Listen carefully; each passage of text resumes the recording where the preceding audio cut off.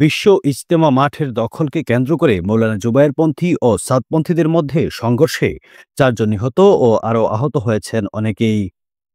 এই ঘটনায় টঙ্গীর তুরাগসহ ঢাকার বেশ কিছু এলাকায় সভা সমাবেশ নিষিদ্ধ করেছে ঢাকা মহানগর পুলিশ। তাবলিগ জামাতের দুই পক্ষের সংঘর্ষের ঘটনা ঘিরে যেন আর কোনো উত্তেজনাকর পরিস্থিতি সৃষ্টি না হয়, তাই এই সিদ্ধান্ত নেওয়া হয়েছে বলে জানিয়েছেন পুলিশ। মূলত বুধবার দিবাগত রাত ৪টার দিকে বিশ্ব ইজতেমা মাঠের দখলকে কেন্দ্র করে দুই পক্ষের মাঝে সংঘর্ষ শুরু হয়। ঘটনার সূত্রবর্তী আগে থেকেই এটা ওরা এখানে জুড়ে ইজতেমা করেছে জুবায়েরপন্থীরা, ওটা 29 থেকে 3 তারিখ পর্যন্ত, আর এদের কথা আছে 20 তারিখ থেকে 25 তারিখ পর্যন্ত তারা করবে, কিন্তু ওরা মাঠ ছাড়ে নাই। জুবায়েরপন্থীরা যখন ছাড়ে নাই তখন ওরা জোর করে কালকে আসে। এদিকে বৈষম্য বিরোধী ছাত্র আন্দোলনের আহ্বায়ক হাসনাত আব্দুল্লাহ ও জাতীয় নাগরিক কমিটির মুখ্য সংগঠক সার্জিস আলম তাদের ফেসবুক পোস্টে জানান, বিবাদমান পক্ষগুলোর সাথে রাজধানীতে বৈঠক করছিলেন। এরই মধ্যে টঙ্গীতে এই সংঘর্ষের সূত্রপাত হয়।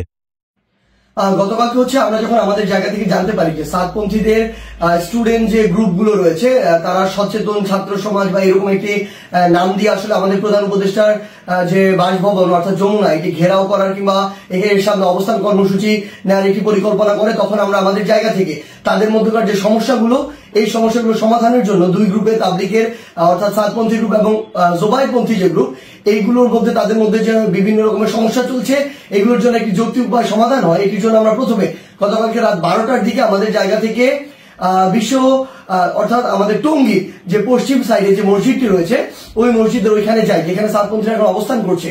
সেই জায়গাটিতে আসলে আমরা গিয়ে তাদের সাথে রাত 12টা থেকে প্রায় 2টা পর্যন্ত কথা বলি এবং তাদের জায়গা থেকে তারা যে চিন্তাটি করেছিল সকাল 10টায় এখানে তারা অবস্থান কর্মসূচি ঘোষণা করবে এরকম একটি কথা ছিল, এবং তারা বলেছিল এটি কেন, কারণ তারা মাওলানা সাদ সাহেবের ভিসা চায় এবং তারা তাদের জায়গা থেকে 5 দিনে জোর করার 20 থেকে 25 তারিখ পর্যন্ত জোর করার একটি দাবি জানায়। আমরা আমাদের জায়গা থেকে সেখান থেকে যে সিদ্ধান্তটি নিয়ে আসি সেটি হচ্ছে একটি সিদ্ধান্ত, যে আমরা আমাদের জায়গা থেকে বলি যে প্রধানমন্ত্রী আমাদের যে প্রধান উপদেষ্টার যে বাসভবন তিনি আসলে এই অভ্যুত্থানের স্পিরিটকে সামনে রেখে গণভবনে না থেকে যমুনায় থাকেন, এটি তুলনামূলক অরক্ষিত হওয়ার কারণে আমাদের যখন ইচ্ছা বসবো, আর এটি আমাদের দেশে একটা অস্থিতিশীলতার চিত্র তুলে ধরবে, এটি কখনো হতে পারে না, এটি যৌক্তিক না, আমরা এটিকে সমর্থন করি না।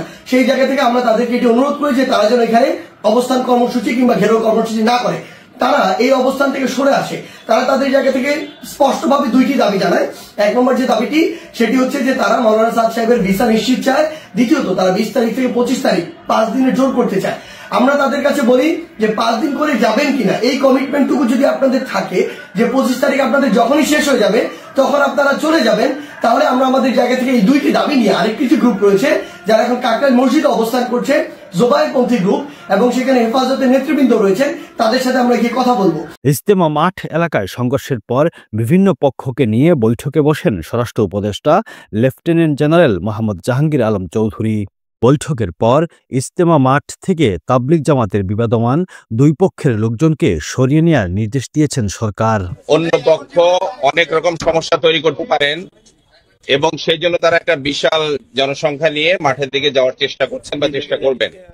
যেহেতু আগে থেকে মাঠে আমাদের অনেক লোকজন হাজির আছেন, তো দুই পক্ষ যদি মুখোমুখি হয় তাহলে অনেক বড় সমস্যা তৈরি হওয়ার সম্ভাবনা আছে। আর এখন এখানে সিদ্ধান্ত হয়েছে সরকার নিজ দায়িত্বে মাঠটা নিয়ে নেবেন, কেউ মাঠের মধ্যে থাকবে না। যেহেতু আমরা সকাল ভোর থেকে এখানে আছি, আমরা এখনই ছেড়ে দিচ্ছি, ওনারাও মাঠে ঢুকবেন না, আমরাও মাঠের মধ্যে ঢুকবো না। আমাদের অনুসারী যারা রয়েছে ধর্মপ্রাণ মুসলমানদেরকে ছাত্র জনতাকে শান্ত করার জন্য আমরা কর্মসূচি ঘোষণা করেছিলাম যে আগামীকাল দুপুরে টঙ্গী ইজতেমা ময়দান অভিমুখে দেশব্যাপী সারা দেশ থেকে লং মার্চ হবে।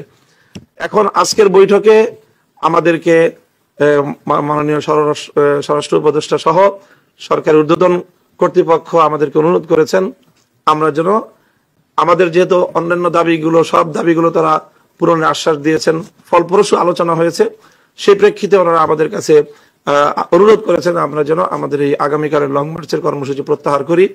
তো আমরা এখান থেকে এখনই এটা চূড়ান্ত ঘোষণা দিতে পারছি না, যেহেতু আমাদের কাকরাইল মসজিদে ওলামা সম্মেলন অনুষ্ঠিত হচ্ছে, তারা আমাদের জন্য অপেক্ষমান।